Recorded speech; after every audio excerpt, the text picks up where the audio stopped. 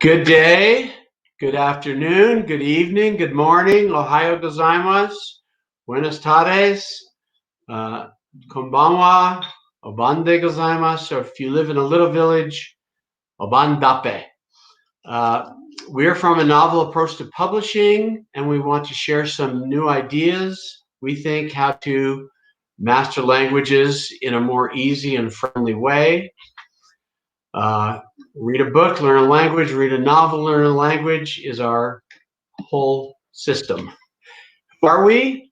And what did we learn in our professional and academic experience? We're Chris and Robin Conkling, originally from Southern California in the Los Angeles area, and now we live in the mountains of Utah. Robin was a national director of a preschool franchise and taught a lot of kids about how to learn to speak well. And I studied Latin in high school, Greek in college at Dartmouth, and at 19 I moved to Japan. I lived there for 2.5 years. With the total immersion of Japan, I was much more successful in learning a language that in school, where I did okay, but I didn't really feel too confident. I did finally spend 8 years translating Homer's Iliad from the ancient Greek into a modern idiom. That was a very interesting project, a lot of fun. And in Japan, I was out talking on the street every day, and so I learned Japanese pretty well. I had a friend whose parents were coming to visit, and he was talking to them on the phone. Where do you want to meet us? And he said, well, I'll just meet you at the Eki. And they said, well, what did you say? Should we get a taxi cab to your apartment? And he said, no, I'll just meet you at the Eki. Where? I know, why don't you just meet us at the railroad train station? The joke, of course, is that's what Eki means. But instead of 5 syllables that Americans who don't ride trains much don't use too often, Eki was much easier. It slipped into his brain, and it was just a word that he used both when he's speaking English and Japanese. Once I studied famous polyglots, J.R.R. Tolkien, for several years, and then my master's thesis on William Tyndale. I taught at the American Jewish University in Los Angeles for 6 years, and in public schools. That was after a career in writing films and marketing advertising. And I taught English as a second language. Now, one job I got because of those skills that I obtained, I was hired to write the movie of Lord of the Rings. And that was an incredible experience to be paid to just read J.R.R. Tolkien and all the languages that he invented and that he could speak. I used to tell my students, hey, you know that I wrote Lord of the Rings? And they say, Mr. Conkling, you're lying. You'd be a millionaire. You wouldn't be teaching if you did that. And I said, well, I have to explain. I didn't write the good one. I wrote the cartoon one that came out several years earlier. But still, what a job to have, right? Just read Tolkien all day long and get paid for it. What a wonderful experience. For my master's degree, I studied a man named William Tyndale, a noted polyglot. They said he spoke 8 European languages like a native.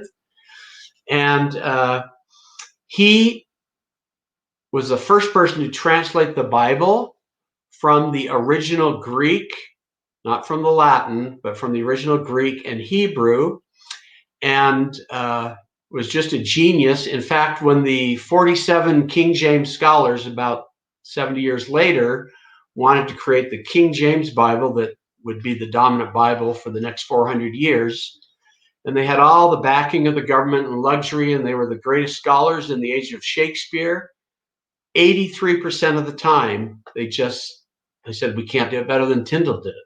We'll just leave his words in there. A few words they changed. 83% of the King James New Testament is by William Tyndale. Now, there's a cost to being a polyglot, as Tyndale learned. He was eventually captured for doing something then that was illegal, and he was strangled and burned at the stake. A couple of years ago, my wife and I were in Antwerp, and we stayed at the hotel built on the site of his dungeon and just a few feet from where he was killed.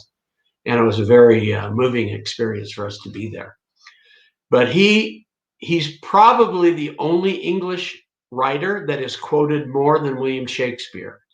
He gave so many phrases to the English language. He had a simple style, but elegant, perfect meter and rhythm. He invented words like Jehovah, scapegoat, mercy seat, Passover, showbread. These are all his words. Let there be light, a land flowing with milk and honey, a stranger in a strange land. In the beginning, God created heaven and earth. The spirit is willing, filthy lucre, the patience of Job, eat, drink, and be married. Am I my brother's keeper? All these phrases that are still quoted came from the pen of William Tyndale, who, as I said, paid for it with his life eventually, but a fascinating person to study. And I learned so much about language and writing from my study of both him and Tolkien. Now, I learned there's a lot of problems in language learning. I'm sure you know this. It's different. The words are different. The vocabulary is different. The grammar is different. Everybody knows that. It's metaphorical, it's symbolic, and it's cultural, individual, contextual. So let's talk about each of those challenges for just a minute. Of course, language is metaphorical or symbolic. We can say cat, dog, pedo, gato, neko, inu. But those words are not an actual cat or an actual dog. They're a symbol, a verbal, audible symbol of a cat or dog. They're not the actual thing. Think about the metaphors we grow up with. When we're younger and learning language, how old are we? We're 1 year old, 2 year old, 4, 8, 10-year-old, 11-year-old. Everybody that has power over us, has success and influence, is bigger than us. So in human psychology, what's going to happen to the metaphors? The metaphors for success and power and influence are going to be related to height and to size.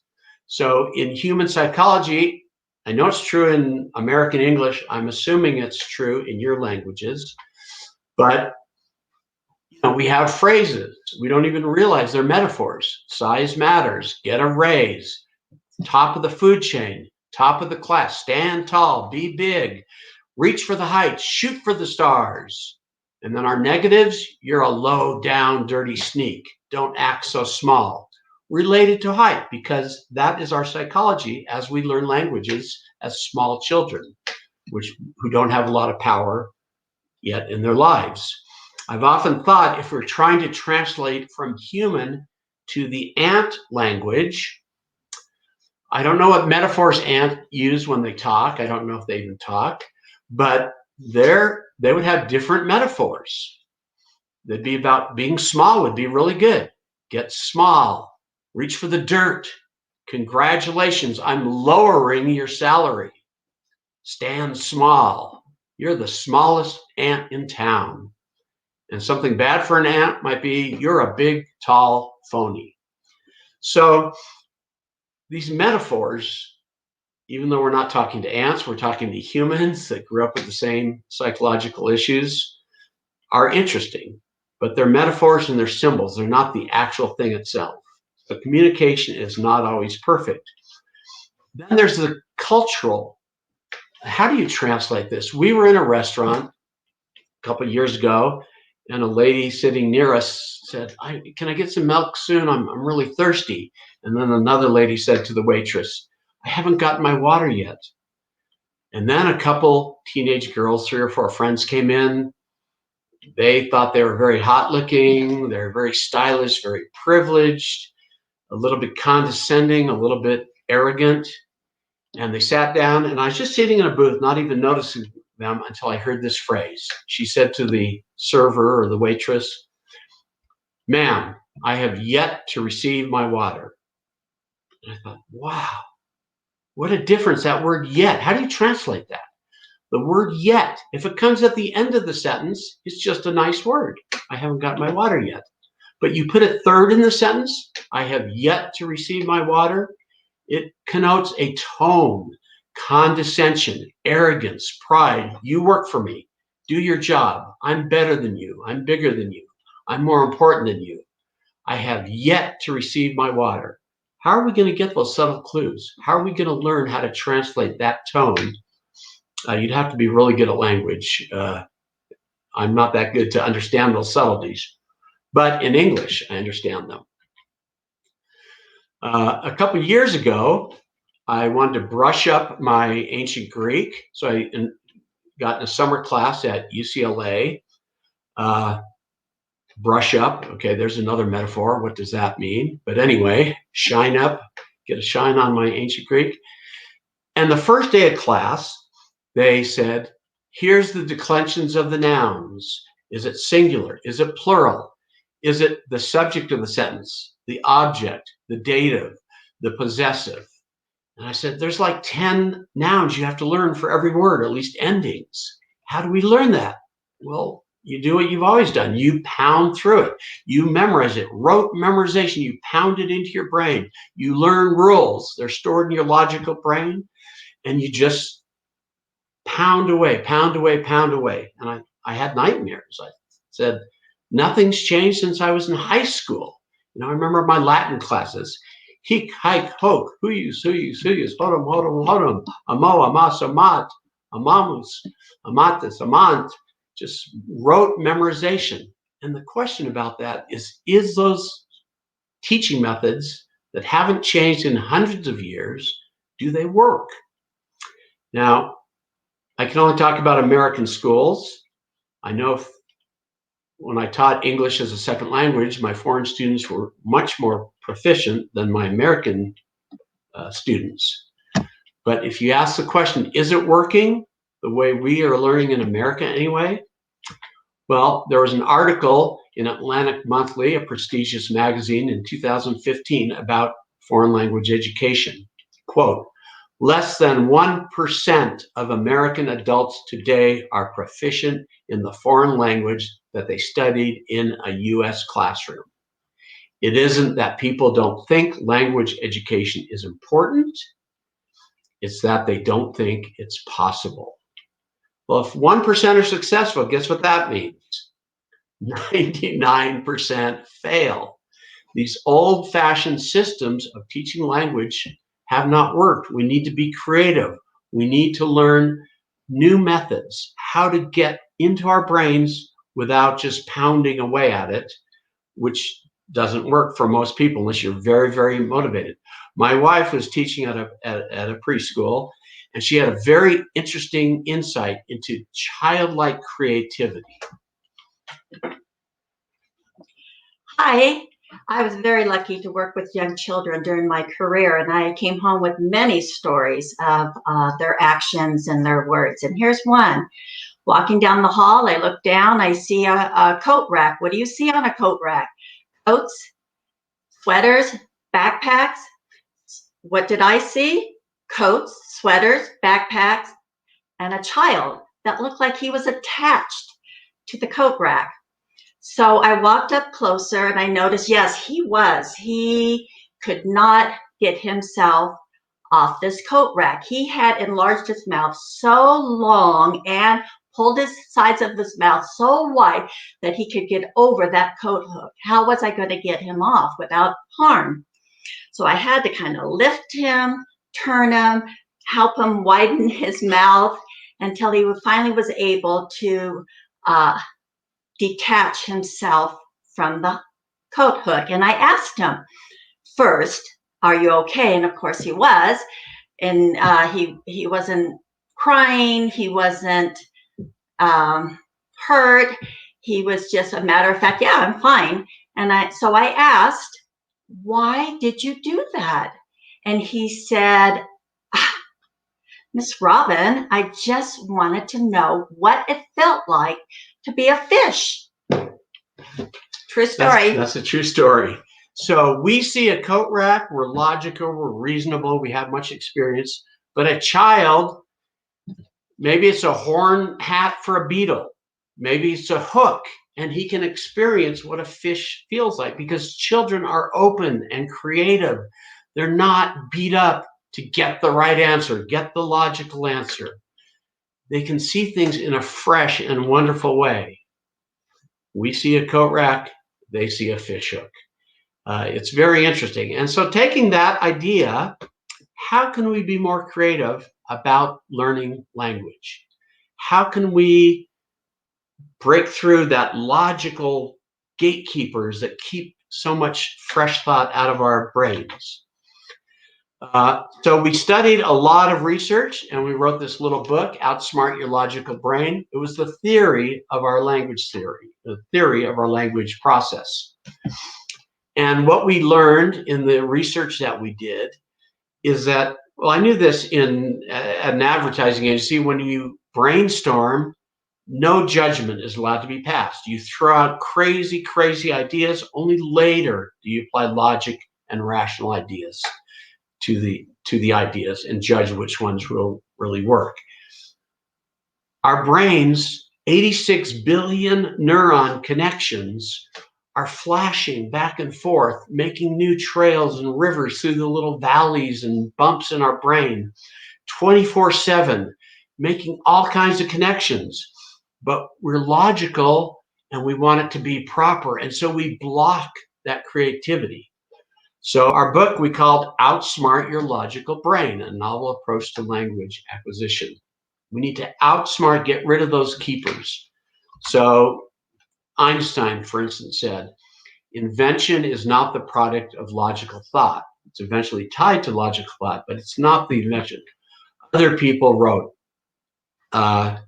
Friedrich Schiller in 1788, to a friend that had creative blocks, it hinders the creative work of the mind if the intellect examines too closely the ideas pouring in at the gates. You need to get rid of those gatekeepers and let the creativity flow through, and you will get new ideas and you will get new solutions. And these are all quotes that are in our little book. Other people said it's not logical conclusions from thinking about what thesis, antithesis, synthesis. We need to get all kinds of input. We mix them up with the creativity in our sleep, in our dreams, in other things. We don't let the logical gatekeepers force us to do rote memorization, memorize rules, memorize charts, and you'll suddenly know a new language. I think a lot of you have had that experience, and eventually we'd like to hear your stories as well of how you overcame that. So one idea is we need more synonyms.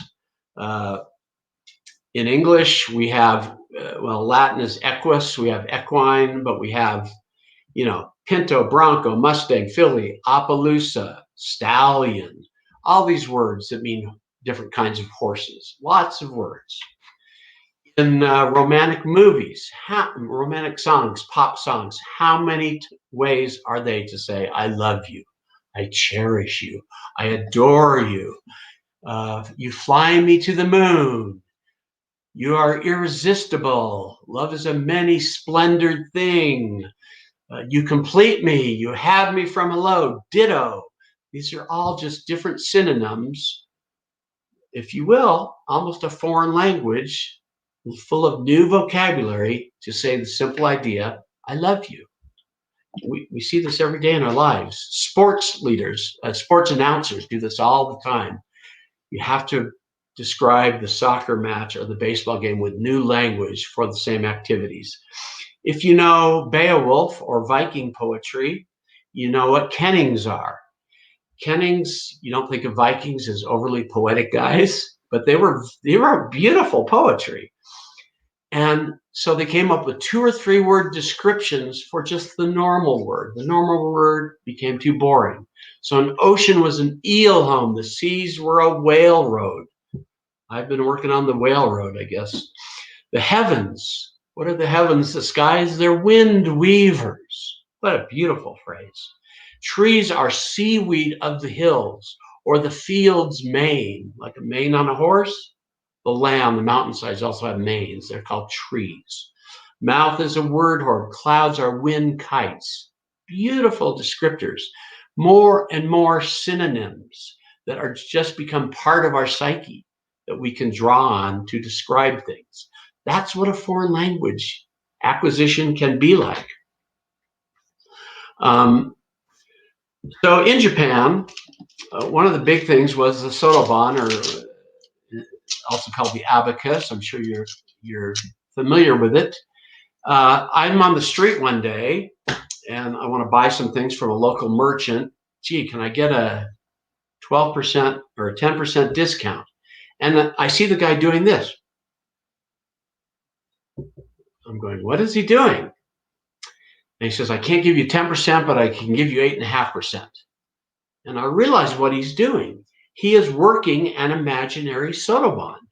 He's moving the ones column to the fives, to the tens, to the hundreds.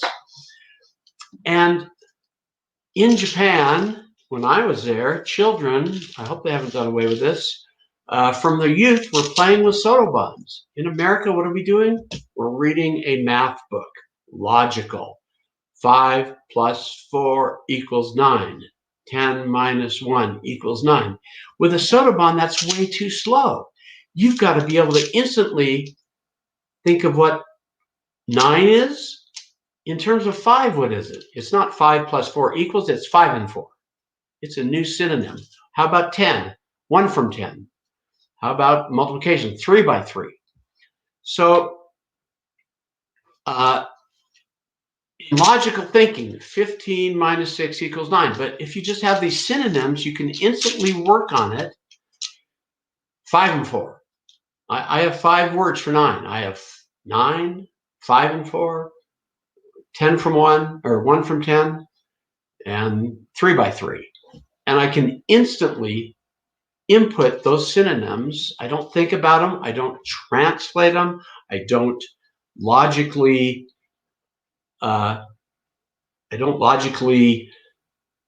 figure out a formula. They're just part of me. I just know those synonyms. And so in our book, we said that's what we try to do with language. We try to create new synonyms that are part of us, not to translate, to get into our brain and just stay there. So we took that theory that we had studied and we tried it on our first book. It's called A Novel Approach to Spanish, Level 1, so it's for beginners, Pride y Prejuicio. Now, we always take pictures by the beach because this is not a book to cram for a final. It's not a book to read in a library or in a lighted room at the kitchen table studying. It's a book to read on vacation. It's to be fun. It's to be pleasurable. It's not to be logical and rote memorization. So how does it work? Like a child who thinks a coat hanger is a fish hook, like a child, it's intuitive, it's gradual, it's natural, it's story-based, it's visual, it's contextual. How 4-year-olds learn new words and new languages. They repeat them, they pick them up, they don't learn them out of a textbook. They immerse themselves in the sounds around them. Half the time they get them wrong, and sometimes they get them right. And then they learn and move on. So here's our very complicated brain surgery system. Step 1, you find a great novel, you start reading it, you start enjoying the story. Step 2, you keep reading it, you keep enjoying the story. Step 3, ditto. Step 4, ditto. Step 5, guess what? Ditto. You just keep reading a story and enjoying it and seeing it and visualizing it and getting emotional about it and experiencing it. Now, when you come to a new word, in this case, we'll say Spanish, we want you to repeat the word out loud. Because, in your 86 billion brain neuron connectors, you need to make little valleys and mountains and pathways to repeat the ideas in your brain to make them last. So you see the word 5 times, that's 5 impressions. You say it out loud with these muscles, that's 5 more. You hear it as you say it, that's 5 more. And you experience, that's 5 more. So every time you say it 5 times, there's 20 impressions. Then you're going to find that word on another page, another page, another page, until it becomes part of your vocabulary of new synonyms. not to be translated. It's part of you. You're thinking in that language. So again, we're on the beach. We're going to read Pride y Prejuicio right from the title. It's not quite the title I thought it would be, but I already know what that other word means. I don't even have to, I don't need a dictionary. I don't need anyone to explain it.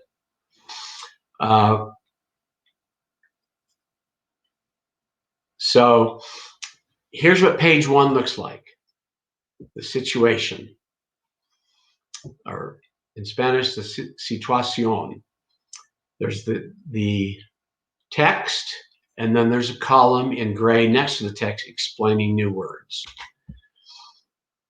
So you can see, as we zoom in on it, we have esposa is in italics and bold. That means it's a new word in the foreign language.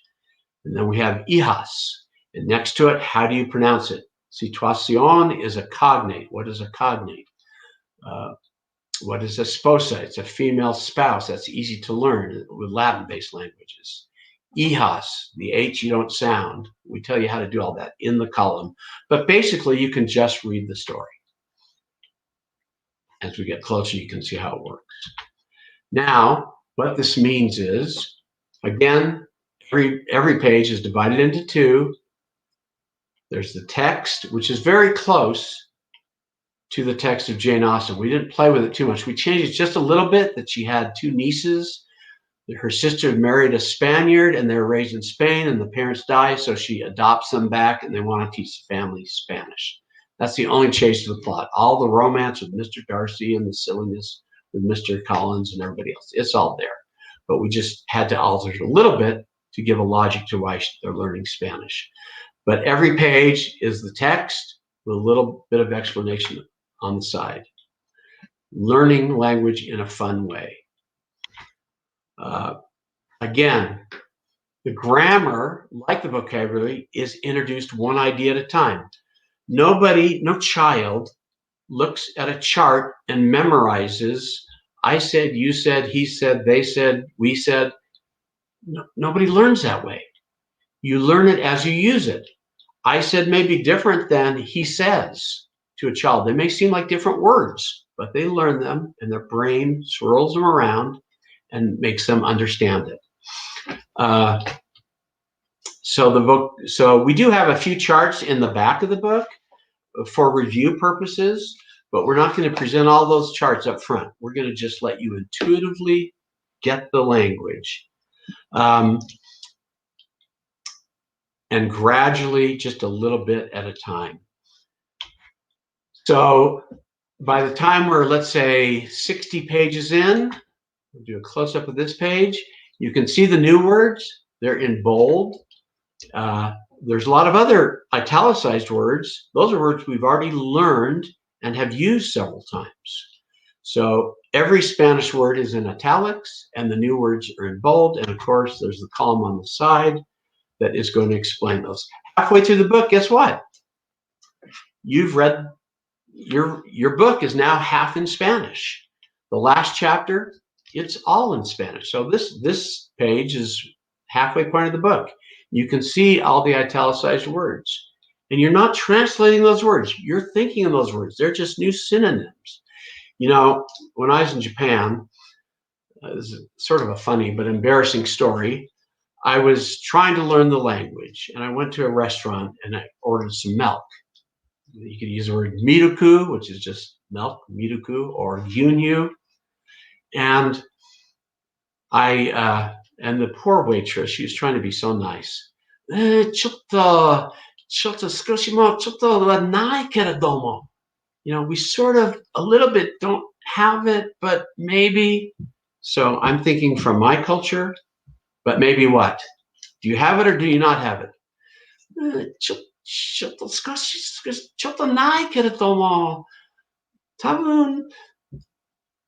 What? However, what? You can get some?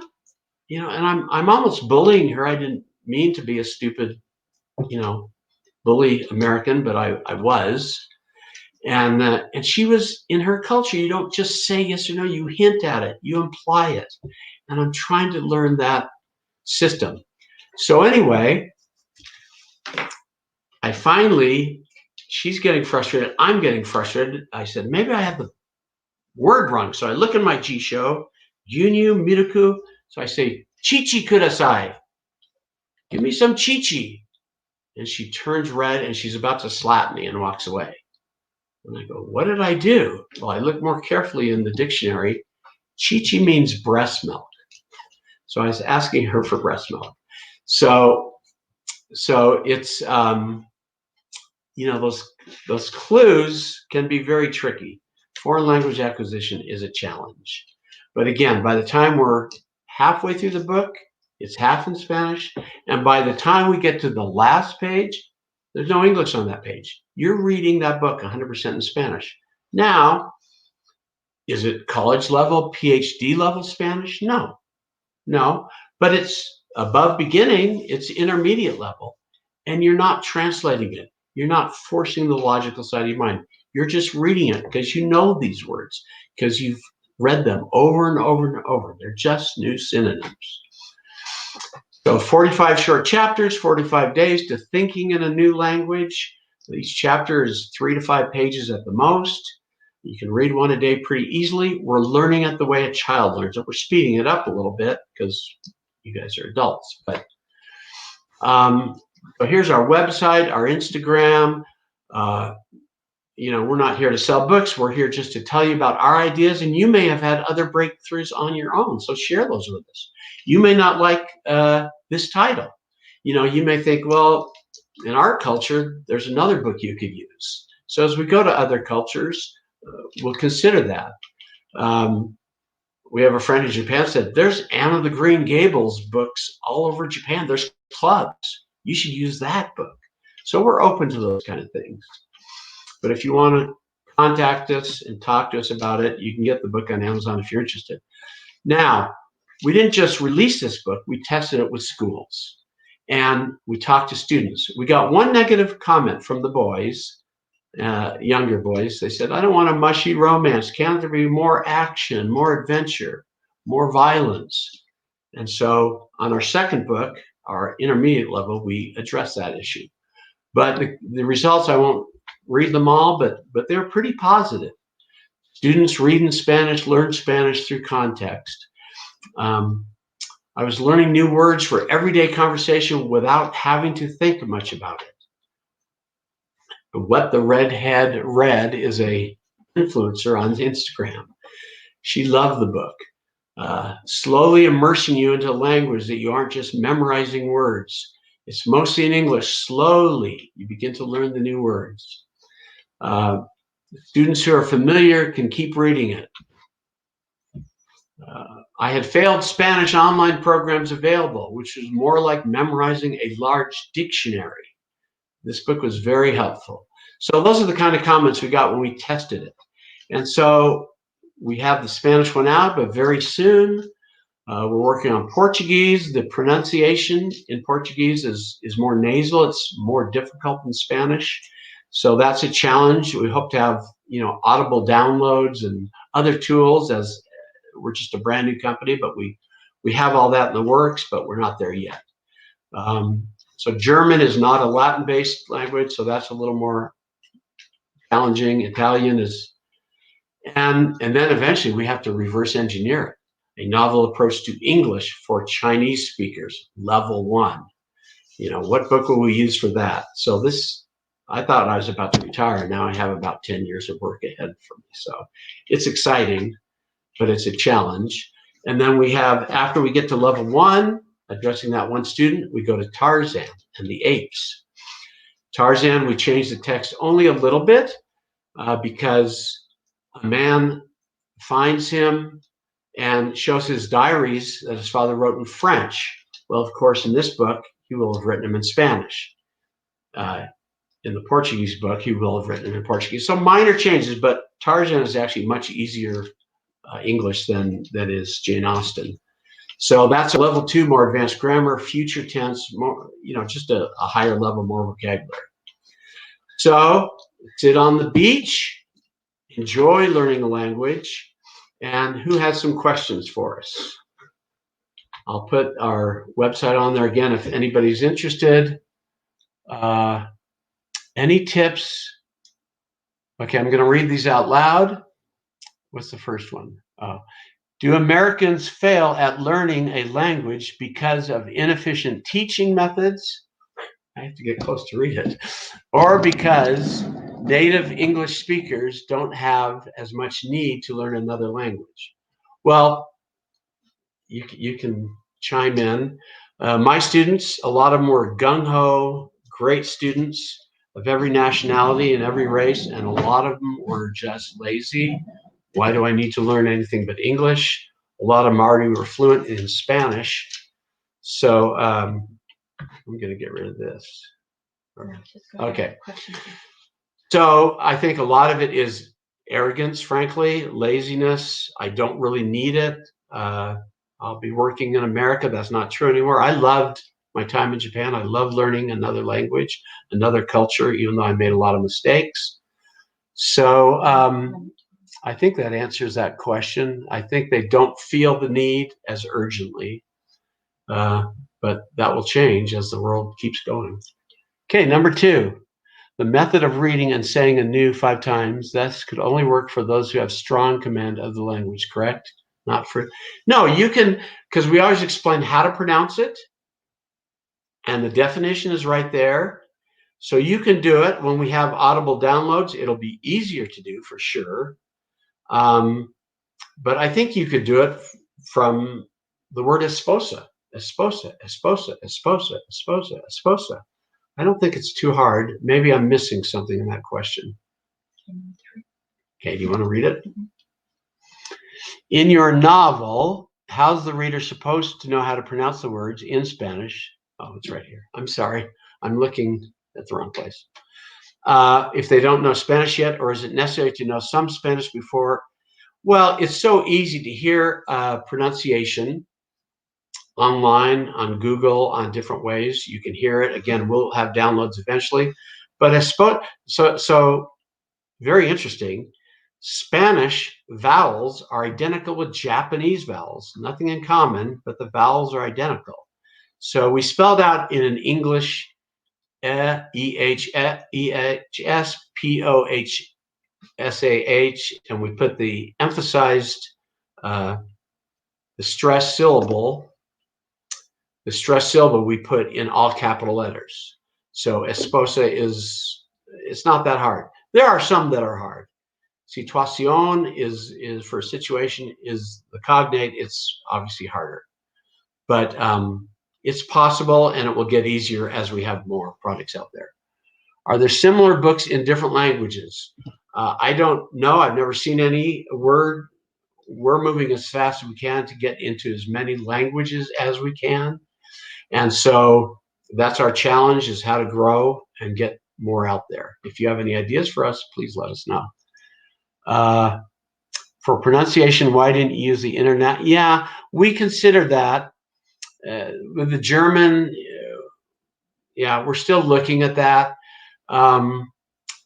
We were thinking about an 11th grade American kid or a young adult. And we didn't know if that would turn them off or would just be too difficult.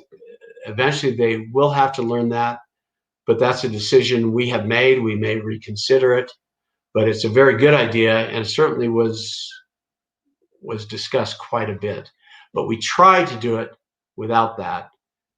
Where we get into other languages, it will be very difficult not to use that, but we're not there yet.